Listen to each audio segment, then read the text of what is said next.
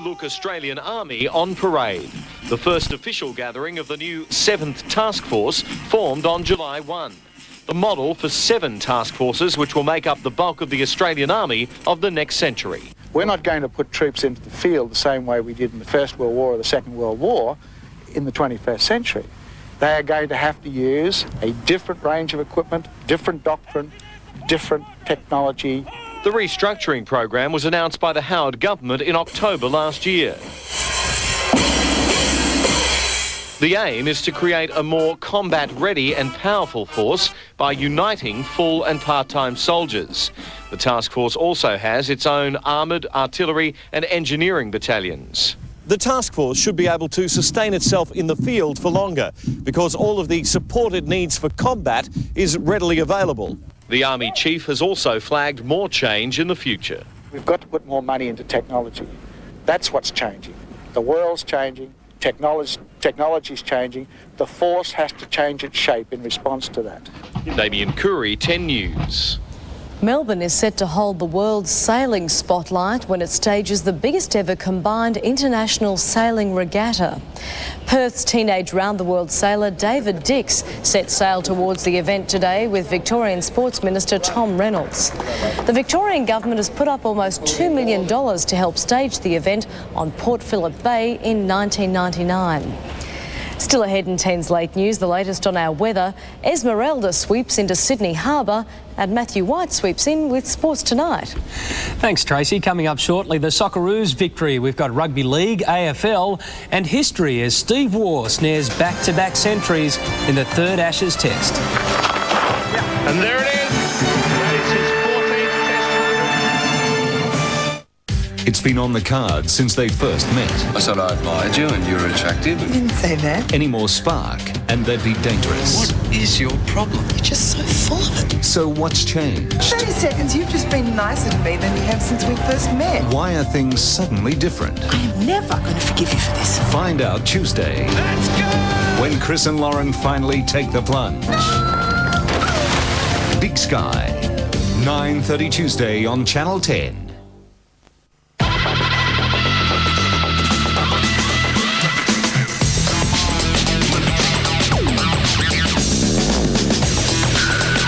Because I only drink in moderation. Because I like a bit of grunt. Because sometimes she's taller. She's taller. Because what drives you drives us. McDonald's New Macamore. The aroma of herbed bun, Italiano sauce, herbed cheese, and 2 tender beef patties just $1.95. Scusi, it's only for limited time. G'day. How are you? Oh, fine. Now, but earlier. Blocked sinuses, pressure, mucus. Ugh. Still, took some Sudafed tablets. Great stuff, Sudafed. Cleared me up without making me a bit drowsy. So, London, here we come, eh?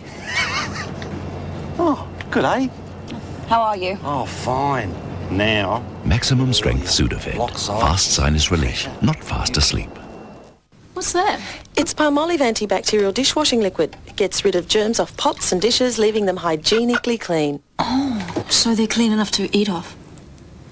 Well, yes. Palmolive antibacterial, the anti-germ Palmolive.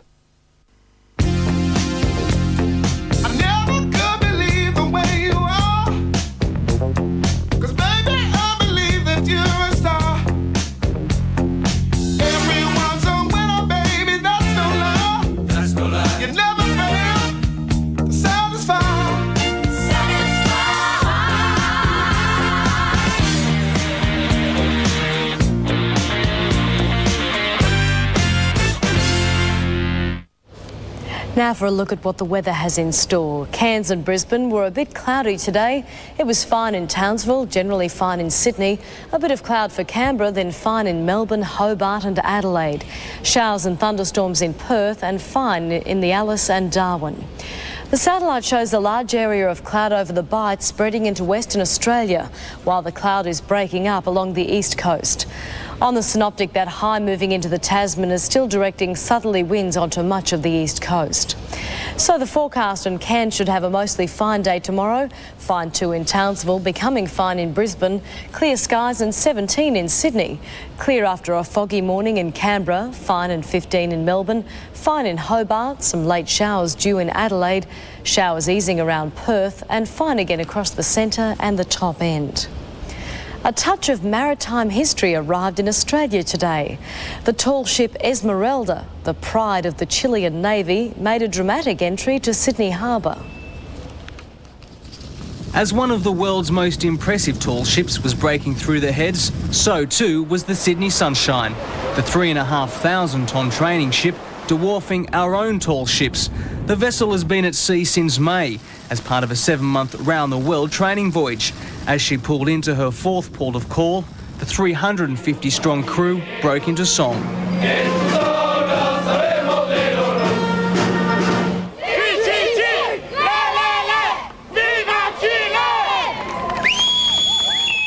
And we're so happy to see them here. We just want to say welcome to Australia and get to meet us all. Que viva Chile! Que viva Chile!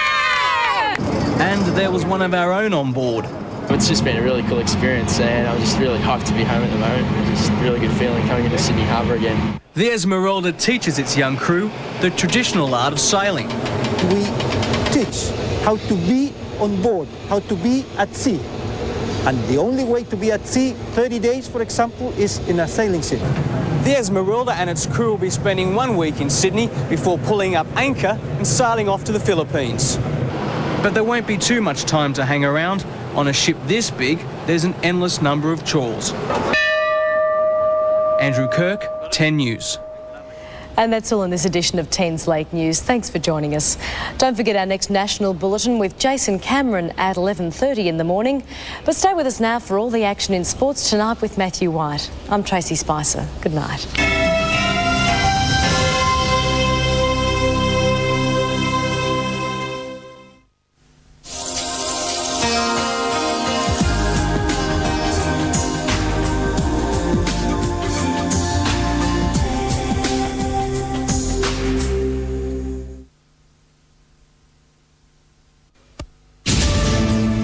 This program proudly brought to you by Lincoln Electric.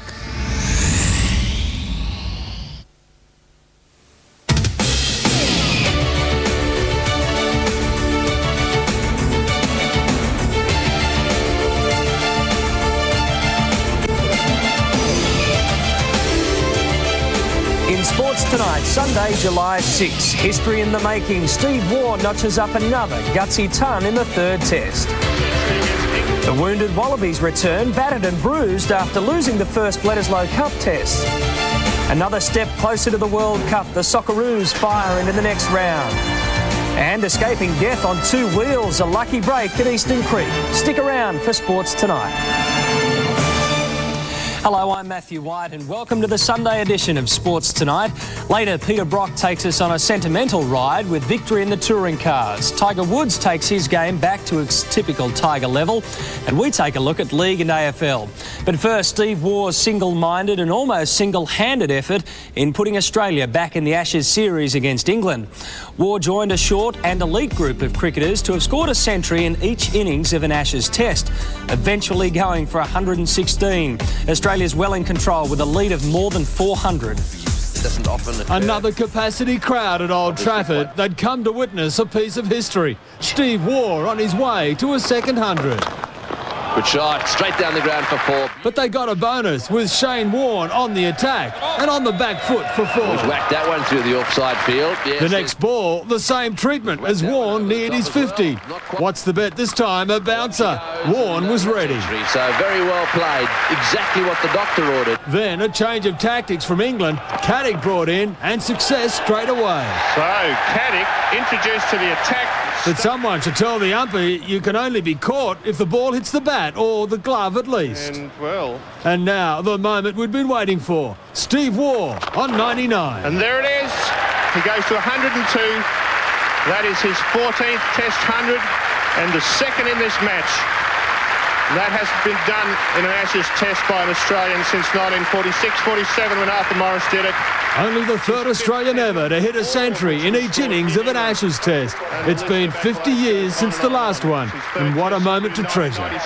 Waugh opened up a bit after reaching his ton, obvious relief at his achievement. This cover drive to the boundary, one of the best shots of his innings. Glorious cover drive from Stephen Waugh. That's one of the better shots this morning. But on 116, it all came to an end. Fending had one from Headley, and he was caught behind. The fans, with a sense of the occasion, giving Waugh a standing ovation.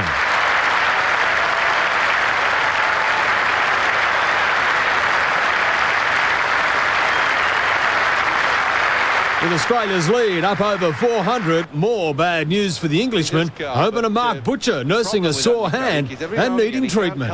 And a little surprising after lunch on day 4 to see Australia's batsmen coming out to bat on, despite the huge lead and doubts about the English weather. Now to Rugby League, and Illawarra has moved into the ARL's top 7 after upsetting North Sydney today in Wollongong. Points also for Manly, plenty of points in fact, and Balmain, but the Steelers' victory is the surprise result of the round, especially with the Bears coming off a big win last weekend. The Bears started strongly, dominated possession and should have scored. But then, against the run of play, Steelers' new wonder boy, Trent Barrett, breaks a Gary Larson tackle and sprints away to score. Look at him go, the teenager! Illawarra with a 6-2 lead, but then the Bears ran the ball through their backline and Brett Dallas went in for an easy try. Quick hands, Brett Dallas. Late in the half, the Steelers again were pressing North's line and with the clock winding down, went for the field goal. Like shelling peas. Illawarra stretched their lead to 3 points with a penalty goal soon after the break. And 3 minutes from full time, they spread the ball wide and sealed the win. 15-8 to the Steelers, but the win soured slightly with Brad Mackay on report for this tackle on Ben Ikin. They fired up at the footy stadium with traditional rivals Balmain and Souths matching up.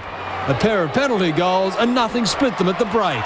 But in the second half, Balmain scored 2 tries to run out 16-2 winners.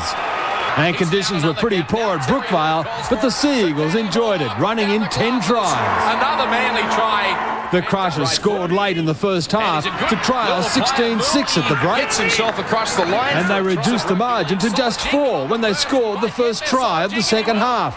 But Manly stepped up a gear, scoring another 6 tries. Terry Hill, unstoppable. Terry Hill, try number 4. The Sea Eagles thrashing the Crushers 46-12. Now we'll check the ARL ladder for you. Manly hang on to outright first place after that win, but North Sydney's loss sees Parramatta jump to second spot, Illawarra creeping into the top 7. West and Balmain are on 14 points, and South Queensland still the cellar dwellers. To Super League, and Auckland has ended a 7-game losing streak following a controversial win over Cronulla. In other games, Brisbane bounced back to form, thrashing Perth, while the Warriors' win over the Sharks came after 2 suspect decisions from the referee. The Warriors welcome back Matthew Ridge from injury, his goal kicking a bonus, and some try-saving stuff on the line as defence dominated the first half. The post has been taken back there by the Warriors. And Penalty goals were the only scoring in the first 40, Rogers converting this one 4-2 to Auckland. In the second half, it hotted up, the Warriors working the ball 80 metres in 6 tackles for Mark Ellis to score. Ellis is in. It's a try. But replays suggest the Warriors a little lucky with this pass going forward and going unnoticed. And then more luck for Auckland when the Sharks had this try disallowed. The video ref was called on to make the decision, and he pondered over several replays before finally going against Cronulla. There it is. It's taken a while. Whoa! The Sharks did get their reward though, 6 minutes from time. There it is. Under the black dot. But it was too little, too late. The Warriors hanging on for an 11-8 win. The Broncos got off to a good start against the Perth Reds. The chip from Langer setting up Michael De Vere. It's going to be dived on by Brisbane. Langer and De Vere combined again as the Broncos head out to a 14-2 lead. Perth narrowed the margin to 6 with a Scotty Wilson try. Wilson did so. He'll go all the way, Scott Wilson. But that was as close as the Reds would get. Brisbane scoring 7 tries in the second half. Wendell Saylor also picking up a pair. Pass to the left of Wendell Saylor, shot the gate. The Broncos notching up the half-century to crush Perth 50-14. Now to the Super League ladder, and Cronulla is in danger of being bumped from second spot after that loss. With one game still to play tomorrow night, the Sharks are under threat. Brisbane with a clear lead. The Hunter Mariners slowly moving up the table, and bottom placed Auckland, well, they remain on simply 8 points.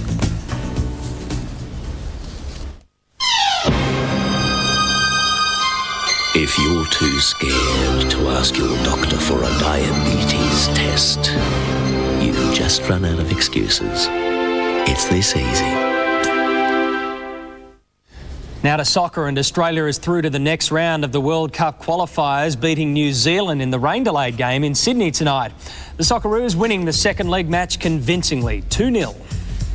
Australia were expected to win comfortably the return match against New Zealand, and with Ned Zellick back to his best, the predictions were warranted. Zellick on his own!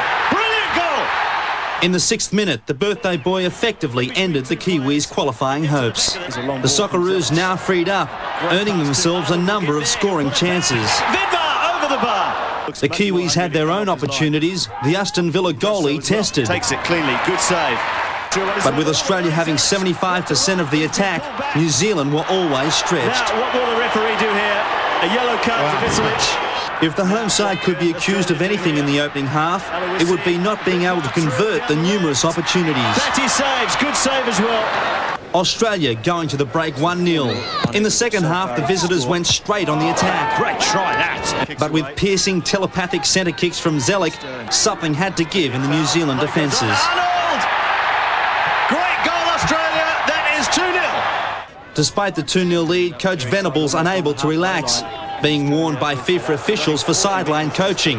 Moments later, Australia had their own chance from a set play. Zellick over the wall. Batty, good save. The Socceroos safely through to the next World Cup qualifying round as they charge towards next year's Cup finals in France. And joining us now from Parramatta Stadium is one of the Aussie stars, Craig Foster. Craig, thanks for your time. Well, 2-0 tonight, 3-0 in the first game, a pretty convincing series overall. Yeah, I guess at the end of the day it was probably a little bit easier than what we suspected. It was nice to finally get a game in tonight after the washout last night, but we came away with a 2-0 win, and that's what we were looking for, so it was a good performance all round. How do you go into a game when you've got a 3-0 buffer? It's pretty handy, obviously, and adding to that the delay from last night, how much did that mess around with your preparations? Oh, I guess it had to, inevitably, but having said that, look, it's a pretty competitive situation we've got in the squad anyway. Someone said today, are the players going to be complacent? And I said, well, look, as far as we're concerned, we're playing for our position. We've got 25 guys here, and any 11 out of that 25 can make the first team. So look, it's that competitive. We need to perform every game. So now you go through to the next round of the qualifying for this World Cup. You take on an Asian team. We don't know who it's going to be at the moment, but you're pretty confident it might be one of those Gulf teams. That's right. It could be, most likely at this stage, looks to be maybe Saudi Arabia, Kuwait or Iran or someone like that. And they're very strong. They've had Brazilian coaches there for about 10, 15 years, and tactically they're pretty aware. So I guess whoever we come up against, they'll probably be much the same as us as far as world rankings go. It's going to be very, very tough. Well, obviously you're riding on some pretty good emotions at the moment. Can you say now that you're confident enough as a team to go all the way to France next year? It's. I think Terry likes us to play it down a bit, but look, we've had 11 wins out of 11.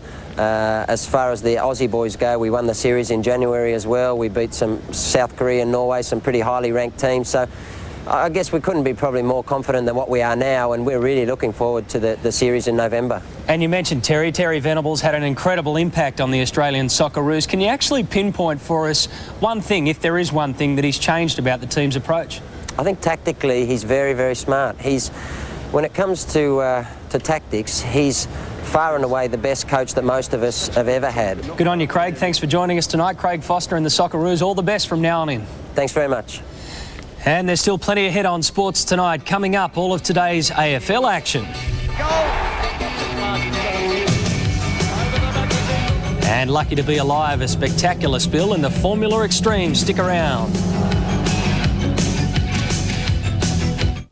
Thursday, July 10, the CRJC presents its big day, the running of Australia's richest and highest rated country race. 16 horses and jockeys fly over 2,400 metres in the CRJC's Grafton Cup, live Thursday on 10.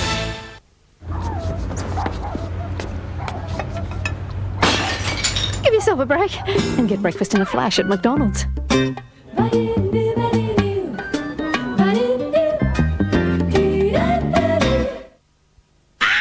What's hot on video?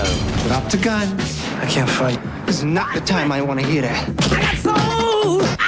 They don't see eye to eye. This guy is weird. He's a little country. I'm a little bit rock and roll. You learn well, grasshopper. Steven Seagal. I have something that'll completely clear up that bruise on your forehead. What bruise? That bruise. The Glimmer Man. Grab it on video. Oh no, me human's going to buy a used car. This means we're going to spend the next 2 months traipsing all over town. My poor paws. Oh, you're not going for this old bone shaker, are you? Oh, what's this? Our local Holden dealer. Hey, this one looks good. Oh, and it comes with a 3-year or 175,000 kilometre warranty. Good one, mate. You know, if me human keeps this up, one day I might even let him drive. If you're into motorsports, mark this day down on your calendar. Sunday, 27th of July. You name it, it'll be there. Live entertainment, motor trade exhibits, show cars, specialised vehicles, the Bathurst Simulator. It's the day for the Castrol Inverell Motor Show. It's the 10th anniversary motor show featuring Larry Perkins and Russell Ingle. A demolition derby Inverell style. Gates open 9 a.m. Sunday the 27th. Inquiries at Wright's Car Sales. The Castrol Inverell Motor Show, supported by Channel 10. If a sore throat's the last thing you need, Strepsils is the first. Strepsils contains 2 antibacterial ingredients, giving fast, effective relief. To help you feel human again. And that's why Strepsils works.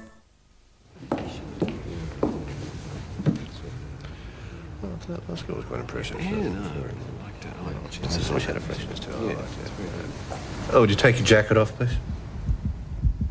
If you enter the Miss Australia Awards, you'll find the judges are only interested in one thing. You must have a really big heart. Because you'll be helping kids with cerebral palsy. Wednesday on Sex Life, meet the wicked women who are a dating nightmare. There are some women you should steer clear of, no matter what the attraction. The ins and outs of being bowled over by a buddy and turning the boardroom into the bedroom. Sex Life, 9:30 Wednesday.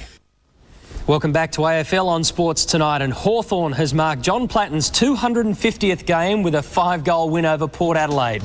In other games, an easy victory for Essendon over Melbourne. Brisbane beat the Tigers, while the Hawks were simply too good for Port. Hawthorn celebrated John Platten's 250th game with the Brownlow medalist revelling in the heart of the action to find Harford and the Hawks' opening goal. Moments later, Harford looked set to register his second. He missed, but Taylor didn't as the Hawks raced to a commanding lead. And gets it. A goal just before the siren by Eagleton left Port trailing by 19 points at quarter time. Platten inspired his teammates on as Hawthorn took complete control in the second term. Platten from 60 metres. Aaron Lord kicked 3 in the quarter as Hawthorn banged on 7 unanswered goals to extend their lead to 61 points at half-time. Port outscored the Hawks in the third quarter, kicking 5 goals to 3. Kicks long at goal. But the Power lost David Brown to injury.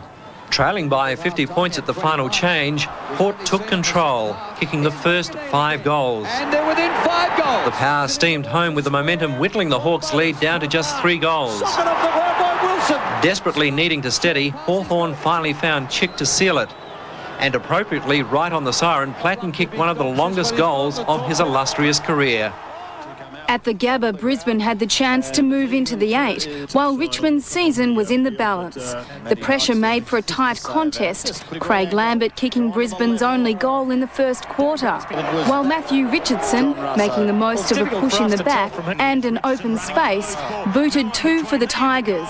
Dribbles it through 2 in a row. A touch of magic from Jared Malloy put the Roar back in the Lions. Over the shoulder. Holy Toledo, look at that. Richardson responded, showing that the Tigers also had plenty to roar about, mainly a 5-point lead at half-time. The Tigers kick away further.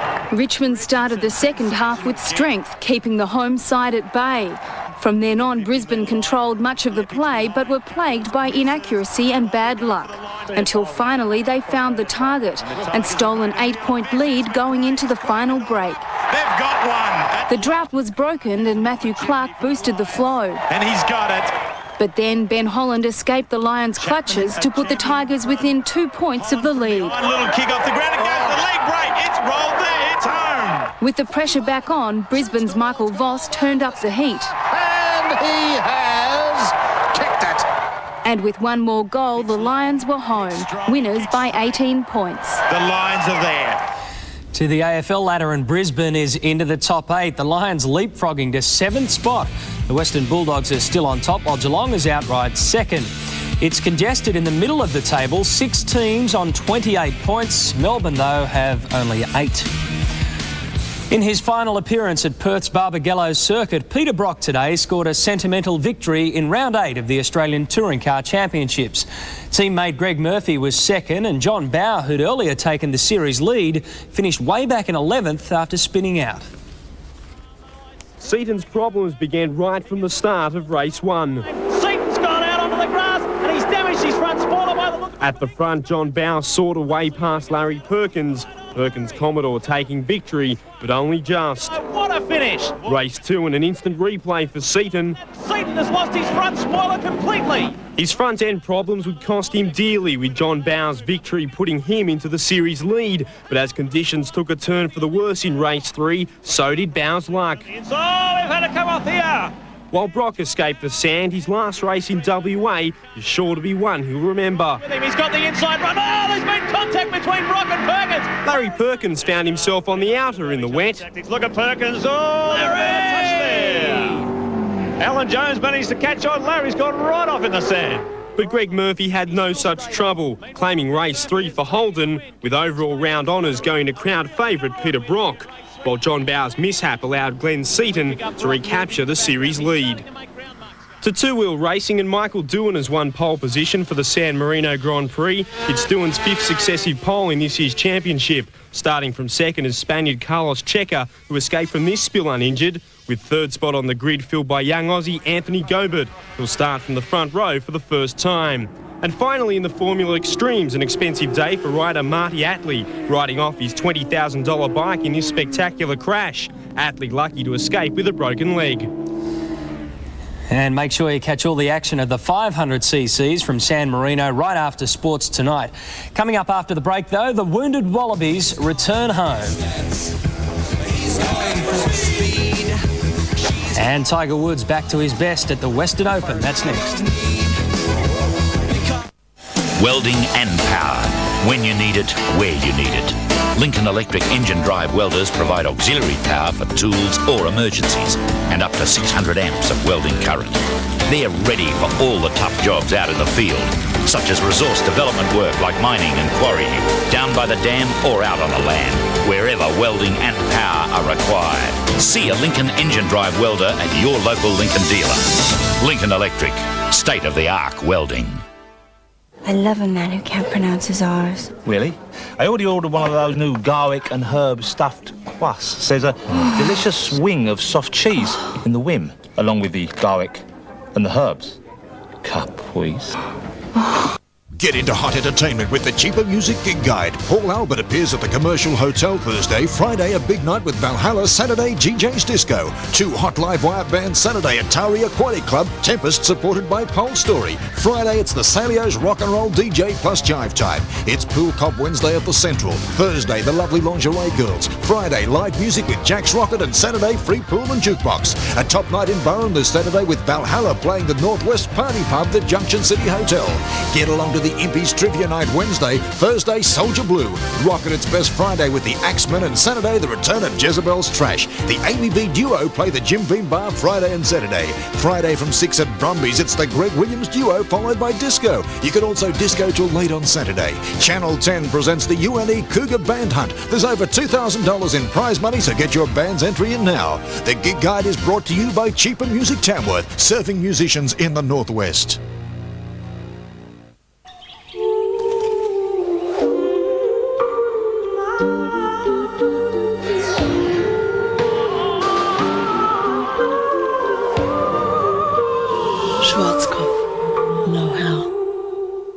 Before I came to Boys Town, I was living off the street. The cottage mum, she cooks 3 meals a day.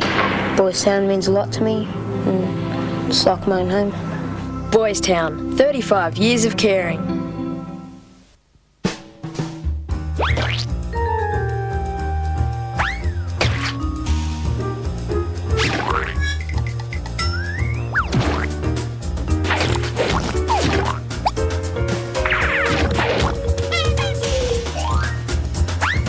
Remember, wear your jeans. Make a donation and you'll help beat the pants off children's diseases.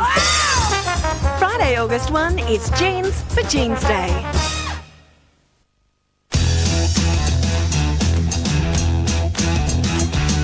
Welcome back. Wallabies coach Greg Smith has called for a sin bin in international rugby after yesterday's Bledisloe Cup loss to New Zealand. Meanwhile, centre Pat Howard will miss the rest of the Test series after breaking his leg in the match. The injury-stricken Wallabies arriving back in Sydney this afternoon. Thumped yesterday by the All Blacks, 30 points to 13. Brilliant try! The Wallabies today hobbled home, battered and bruised, their pride a little dented. We just let ourselves down by making too many basic errors, and you can't afford to do that against a team like the All Blacks. Gallant in defeat, however, credit given to the All Blacks, who successfully targeted the Wallaby pack. As we keep saying, they're the best team in the world, and they targeted the scrum. They felt we had a weakness there, and showed us that we did. Australian centre Pat Howard the worst for wear. He's out for at least 10 weeks after suffering a broken leg in this tackle during the second half.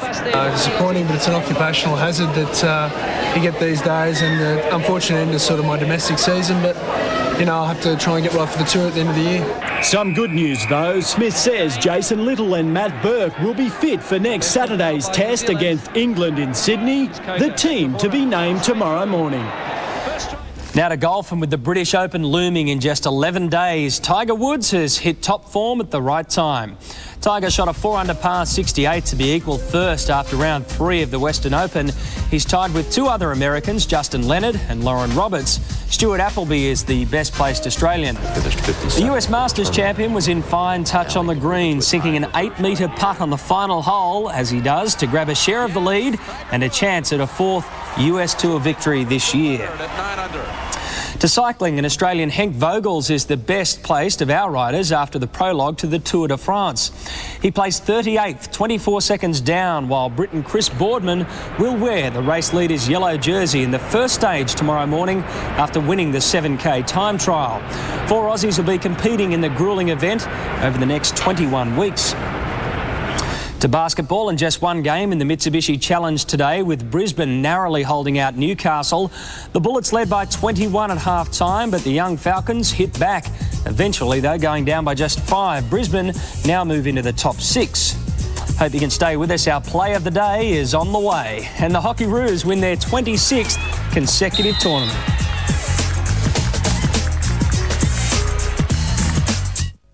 All of these faces, all of these men, all together for the first time. This is only a blessing from God. Make a dream date with Oprah's favourite celebrity men. I do know how to pick them. Tom Cruise, Denzel Washington. I'm so embarrassed. Kevin Costner, Eddie Murphy, Warren Michael and more. Hello, Oprah, my darling. Plus, revealing backstage moments never seen before. How cool is he, my sweetie pie? Oprah's favourite celebrity men. Premieres 8:30 Thursday on 10. Announcing another first from Lincoln Electric. World leaders in arc welding. The ultimate in stick electrodes are here in the handy 2.5 kilo pack. Smoother running, reduced spatter, excellent penetration and appearance, and easier slag removal. To experienced welders, the difference is clear. Get the professional edge with Shield Arc stick electrodes at your local Lincoln dealer. Lincoln Electric, state-of-the-art welding. Saying back at school, you're way too small for basketball. If there's a way, there's a will. Cut them down to size with skill.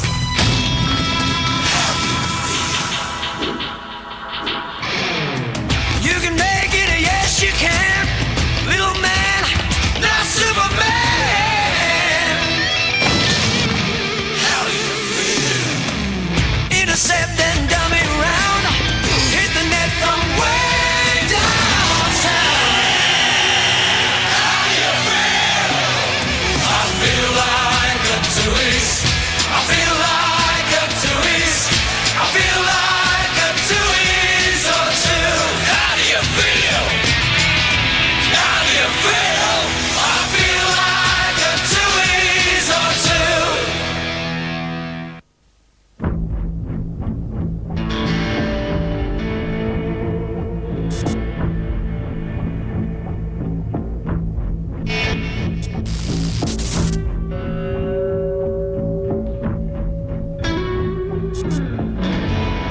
Mankind has faced some incredible challenges this century, but choosing the right tyres hasn't been one of them. Goodyear, first choice. Some people act crazy, but most Australians value life insurance. Some have problems with life insurance and superannuation policies. Talk to your insurance company first. If you're still unsatisfied, the Life Insurance Complaint Service can help. The Life Insurance Complaint Service is a free service. Call toll-free on 1800 335 405. The Life Insurance Complaint Service, supported by the federal government and the insurance industry for Australian consumers. The most talked about event in amateur golf this year, the Master of the Amateurs, will be played in July at the outstanding Royal Pines Resort on the Gold Coast. And Sports Tonight, in conjunction with Royal Pines and Ansett Australia, are giving you the chance to play in this coveted event. One lucky person will be flown to the Gold Coast for the weekend and chauffeured to the resort in the latest BMW 7 Series luxury car. You'll also receive a brand new set of King Cobra Tour golf clubs and bag. To enter this truly fantastic competition, call 1902 555 611 with the answer to this simple question. Who won the 1997 US Masters? The competition is open to golfers with a handicap of 0 to 12, and the winner will be announced during Sports Tonight on Monday, July 14. Got some more golf in a minute, but now the Australian women's hockey team has won its 26th consecutive international tournament. Scoring was tough against the home side in the Korea Cup, but the Hockeyroos powered away in the second half for a 4-0 win and also a 26 grand prize check. Their first professional tournament victory. Play of the daytime now, and while Tiger Woods was responsible for some great shots at the Western Open, fellow American John Cook also turned it on. A chip from the greenside rough is coming up. There it is. See, this is an eagle begging, and Cook's hoping to get it somewhere near the hole, but he went better than that. It went in. The eagle has landed, and he's a happy man, and it's worth seeing just one more time. Cook within striking distance of the leaders, but better still, he gets the play of the day. And by the way, the Tour de France, 21 days, not 21 weeks. That's it for our Sunday edition of Sports Tonight. Make sure you join Tim Webster all next week, and the 500cc's, of course, are coming up next with Billy and Bazza. Take it easy. I'll see you next time. Good night.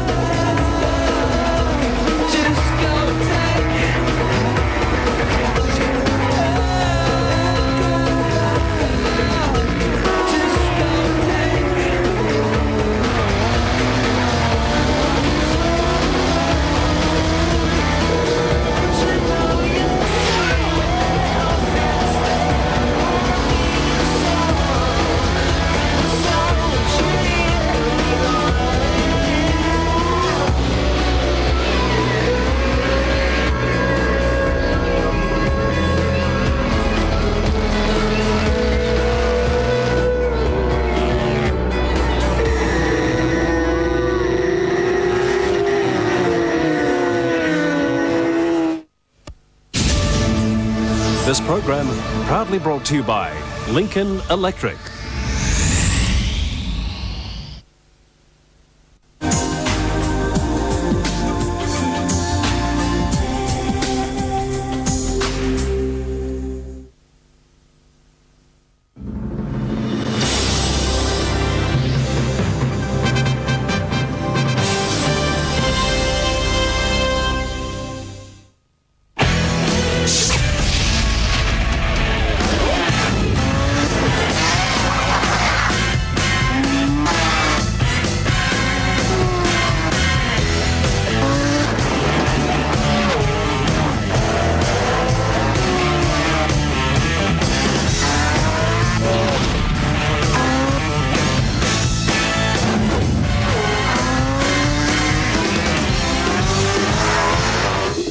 Hello and welcome to round 8 of the World Motorcycle Championship. This is the City of Imola Grand Prix, the second in 7 days in the series. And Barry Sheene, some big news that for once does not relate to Michael Doohan or Alex Creville. Well, yeah, you know, as far as Troy Corser is concerned, the fact that he's told the WCM team that haven't paid him at all this year that he's not going to ride for him anymore. You know, this is nothing to do with Yamaha. This isn't Troy Coulter getting ratty and walking out or anything. The guy has not been paid his bonus from last year by promoter. Promoter sold the team or got rid of the team to WCM. They haven't paid him a brass farthing. So really, Yamaha are quite happy with Troy, so they're going to look after him, but I just feel really sorry for him. Oh yes, you can't blame him one iota. He'll probably go to Superbikes at least temporarily until he sorts everything out, and meanwhile Luca Cadalora is still contracted and being paid, I believe. Well, he is, yeah. You know, they've decided to, I spoke to Troy the day before yesterday, they still hadn't paid Cadalora, but I see that he's qualified here, so they've obviously paid him. Fair enough. The latest on Alex Creville, he'll miss, what, 3 races now? Yeah, I reckon at least 3. You know, I would say he'd be very lucky to be back for the British Grand Prix. He's had a skin graft on his thumb and two operations on his thumb and 2 skin grafts, and if the second one doesn't take, then what they'll have to do is stick his fingers together. They sort of cut this one and it grows onto that one. It's the same as Doohan had for his legs. Right, very messy, but also a long wait for Alex Creville. Frustrating one too. Well, we'll talk about qualifying in just a moment. Some very interesting news from that, but firstly we'll go to the circuit, and that in itself is interesting. A lot of talk about how bumpy it is. Well, it always was bumpy, Imola, but it is a great circuit. It's there's some really good there's a nice slow hairpin and some fast corners, and it's just a really great place, Imola. You know, the whole setup of it, you know, Dr. Costa is the resident there. It's a wonderful setup. It's about 2 hours south of Milan, or sort of 35 minutes south of Bologna, and it's in a really nice part of Italy, and I love it. OK, let's look at the 500 championship points, and there's a lot of interest there in the sense that Doohan, of course, has a stranglehold, but beyond that, there's some really interesting battles forming. Well, there is. You know, if you look at Doohan's got more than double the points of Aoki, and that's where the battle is now, is between Nobby Aoki, Okada and Charlie Checker. The Cadalora in 6th, Ade down there in 7th, Barros, Aoki and Pooch. And as you say, you know, that's where the battle is now, in the lower down. See Daryl Beattie down in 12th, Gobert, Troy Coulter is not riding, nor is Peter Goddard. Beattie and Gobert we'll talk about in a moment. I mentioned qualifying was interesting, and they are very much at the centre of that, but the 250s, great battle there. Biaggi, well, you can't say he blew it because he's still very much a championship contender, but that hot blood of his kind of made this thing look really interesting. Well, it's nice now for us. I mean, you see Walburn's at the top of the league there from Biaggi and Harada. That's the battles between those 3. Then you get Okara and Caparossi. And from Olivier Jacques, who I don't think's had a lot of luck this year. Aoki isn't riding tonight. I don't know why. Sugimura, Perugini and Numata.